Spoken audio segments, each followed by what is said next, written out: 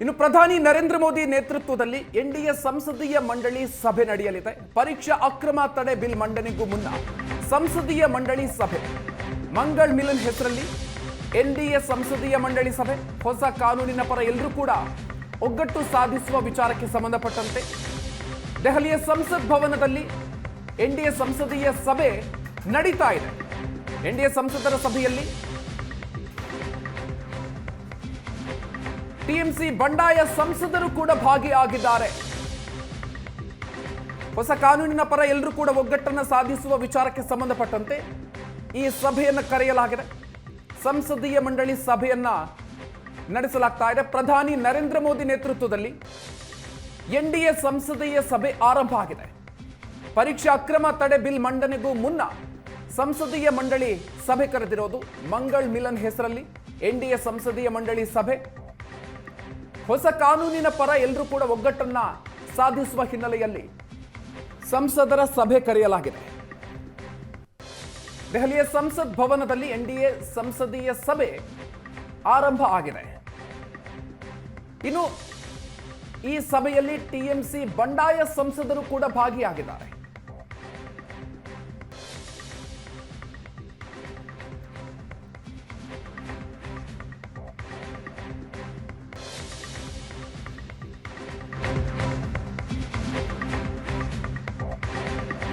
ಇನ್ನು ಪ್ರಧಾನಿ ನರೇಂದ್ರ ಮೋದಿ ಅವರ ಪೋಸ್ಟ್ಗೆ ಫೇಸ್ಬುಕ್ ನಿರ್ಬಂಧವನ್ನು ವಿಧಿಸಿತ್ತು. ಮೋದಿ ಮೊದಲ ಸೆಲ್ಫಿ ವಿಡಿಯೋಗೆ ಫೇಸ್ಬುಕ್ ನಿರ್ಬಂಧವನ್ನು ವಿಧಿಸಿತ್ತು. ಮಧ್ಯರಾತ್ರಿ 1:25 ವೇಳೆಗೆ ಪ್ರಧಾನಿ ನರೇಂದ್ರ ಮೋದಿ ಅವರು ಪೋಸ್ಟ್ ಅನ್ನು ಮಾಡಿದಂತಹ ವಿಡಿಯೋಗೆ ಸಂಬಂಧಪಟ್ಟಂತೆ ಫೇಸ್ಬುಕ್ನಿಂದ ನಿರ್ಬಂಧವನ್ನು ವಿಧಿಸಲಾಗಿತ್ತು. ಈ ಪೋಸ್ಟ್ ಭಾರತದಲ್ಲಿ ವೀಕ್ಷಣೆಗೆ ಲಭ್ಯ ಇಲ್ಲ ಅಂತ ಫೇಸ್ಬುಕ್ ಹೇಳಿತ್ತು, ರಿಸ್ಟ್ರಿಕ್ಟ್ ಮಾಡಿತ್ತು. ಪ್ರಧಾನಮಂತ್ರಿ ಪೋಸ್ಟ್ ನಿರ್ಬಂಧಿಸಿದ್ದಕ್ಕೆ ಫೇಸ್ಬುಕ್ ವಿರುದ್ಧ ಆಕ್ರೋಶ ವ್ಯಕ್ತವಾಗಿದೆ. ದೇಶದ ಆಂತರಿಕ ವಿಚಾರದಲ್ಲಿ ಫೇಸ್ಬುಕ್ ಹಸ್ತಕ್ಷೇಪವನ್ನ ಮಾಡ್ತಾ ಇದೆ ಅನ್ನುವಂಥ ಟೀಕೆ ವ್ಯಕ್ತವಾಗಿದೆ.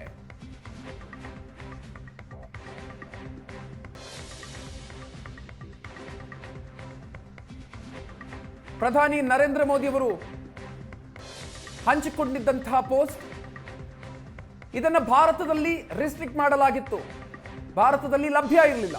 ಸೊ ಹಾಗಾಗಿ ಈ ವಿಚಾರಕ್ಕೆ ಸಂಬಂಧಪಟ್ಟಂತೆ ವಿರೋಧಗಳು ವ್ಯಕ್ತವಾಗಿದೆ. ಭಾರತದಲ್ಲಿ ಈ ಪೋಸ್ಟ್ ವೀಕ್ಷಣೆಗೆ ಲಭ್ಯವಿಲ್ಲ ಅಂತ ಹೇಳಿ ಫೇಸ್ಬುಕ್ ಹೇಳಿತ್ತು. ಪ್ರಧಾನಮಂತ್ರಿ ಪೋಸ್ಟ್ ಅನ್ನ ನಿರ್ಬಂಧಿಸಿದ್ದಕ್ಕೆ ಫೇಸ್ಬುಕ್ ವಿರುದ್ಧ ಆಕ್ರೋಶ ವ್ಯಕ್ತವಾಗಿದೆ. ದೇಶದ ಆಂತರಿಕ ವಿಚಾರಗಳಲ್ಲಿ ಫೇಸ್ಬುಕ್ ಹಸ್ತಕ್ಷೇಪ ಮಾಡ್ತಿದೆ ಅನ್ನುವಂಥ ಟೀಕೆ ವ್ಯಕ್ತವಾಗಿದೆ.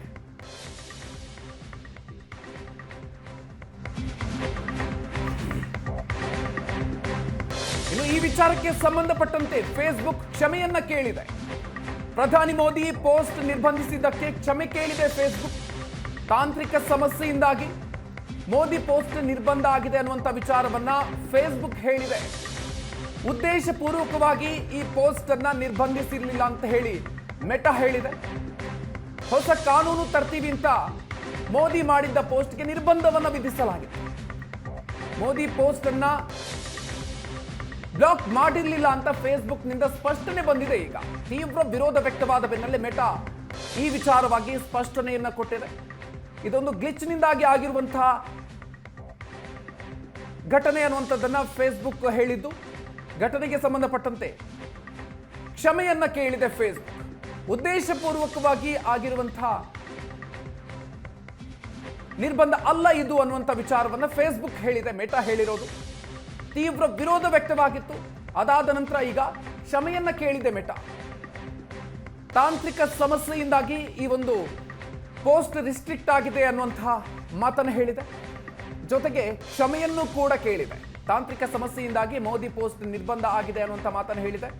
ಉದ್ದೇಶಪೂರ್ವಕವಾಗಿ ಈ ಪೋಸ್ಟ್ ಅನ್ನ ನಿರ್ಬಂಧ ಮಾಡಿರೋದಲ್ಲ ಅನ್ನುವಂಥದ್ದನ್ನ ಮೆಟಾ ಸ್ಪಷ್ಟಪಡಿಸಿದೆ.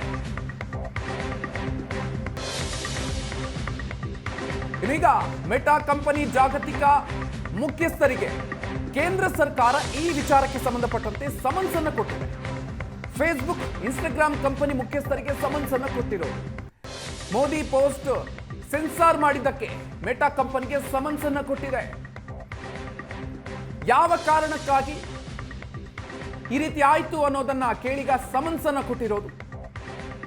ಮೆಟಾ ಕಂಪನಿ ಜಾಗತಿಕ ಮುಖ್ಯಸ್ಥರಿಗೆ ಸಮನ್ಸ್ ಅನ್ನು ಕೊಡಲಾಗಿದೆ. ಫೇಸ್ಬುಕ್, ಇನ್ಸ್ಟಾಗ್ರಾಮ್ ಕಂಪನಿ ಮುಖ್ಯಸ್ಥರಿಗೆ ಸಮನ್ಸ್ ಕೊಟ್ಟಿರೋದು.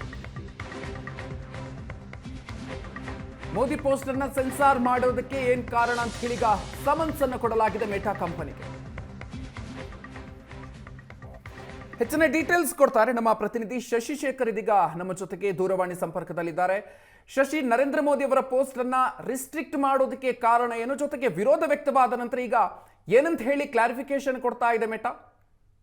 ಒಂದು ದೇಶದ ಪ್ರಧಾನಮಂತ್ರಿಯವರ ಫೇಸ್ಬುಕ್ ಪೋಸ್ಟ್ ಅನ್ನ ನಿರ್ಬಂಧ ಮಾಡೋದು ಅಂತಂದ್ರೆ ಆ ದೇಶದ ರಾಜಕೀಯ ವಿಷಯದಲ್ಲಿ ಫೇಸ್ಬುಕ್ ಸಂಸ್ಥೆ ಹಸ್ತಕ್ಷೇಪ ಮಾಡ್ತಾ ಇದೆ ಅಂತಲೇ ಭಾವಿಸಲಾಗತ್ತೆ. ಯಾಕಂದ್ರೆ ಯಾವ ಪೋಸ್ಟ್ ಅನ್ನ ನಿರ್ಬಂಧ ಮಾಡಬೇಕು ಅಂತಂದ್ರೆ ಆ ದೇಶದ ಸರ್ಕಾರ ಫೇಸ್ಬುಕ್ಕಿಗೆ ಸೂಚನೆಯನ್ನ ಕೊಡಬೇಕು, ಈ ಪೋಸ್ಟ್ ಅನ್ನ ನೀವು ವಿಸಿಬಲ್ ಮಾಡೋ ಹಂಗಿಲ್ಲ ಅಂತ. ಆದ್ರೆ ಪ್ರೈಮ್ ಮಿನಿಸ್ಟರ್ ಪೋಸ್ಟ್ ಅನ್ನೇ ರಿಸ್ಟ್ರಿಕ್ಟ್ ಮಾಡುತ್ತೆ ಅಂದ್ರೆ ಫೇಸ್ಬುಕ್ ಕಂಪನಿಯಿಂದ ಆಗಿರುವಂತಹ ಅತಿ ದೊಡ್ಡ ಪ್ರಮಾದ.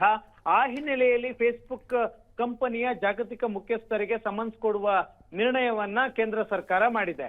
ಇವತ್ತು ನಿನ್ನೆ ತಡರಾತ್ರಿ 1:25 ಸಂದರ್ಭದಲ್ಲಿ ಕೆಲ ನಿಮಿಷಗಳ ಕಾಲ ಮೋದಿಯವರ 4 ದಿನಗಳ ಹಿಂದೆ ಮೋದಿ ಪೋಸ್ಟ್ ಮಾಡಿದಂತಹ ವಿಡಿಯೋ ಭಾರತದಲ್ಲಿ ವೀಕ್ಷಣೆಗೆ ಲಭ್ಯ ಇಲ್ಲ ಅನ್ನುವಂತಹ ನೋಟಿಸ್ ಅನ್ನ ಹಾಕಲಾಗಿತ್ತು.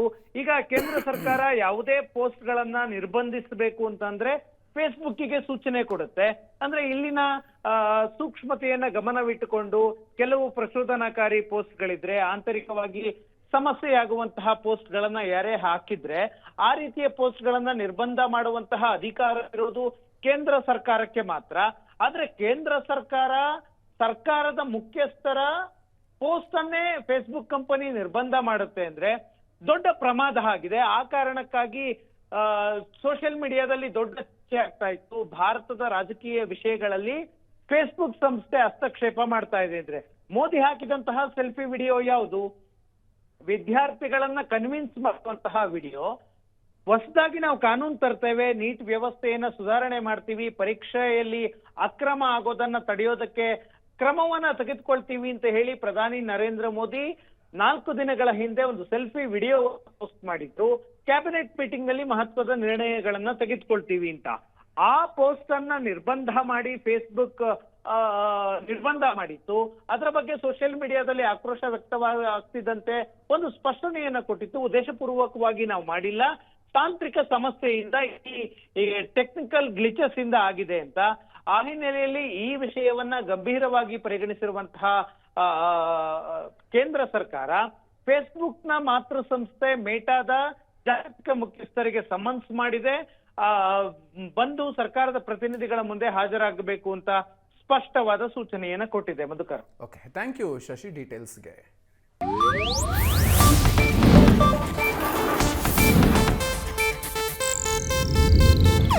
ಇದು ಏಷ್ಯಾನೆಟ್ ನ್ಯೂಸ್ ನೆಟ್ವರ್ಕ್ ಪ್ರಸ್ತುತಿ.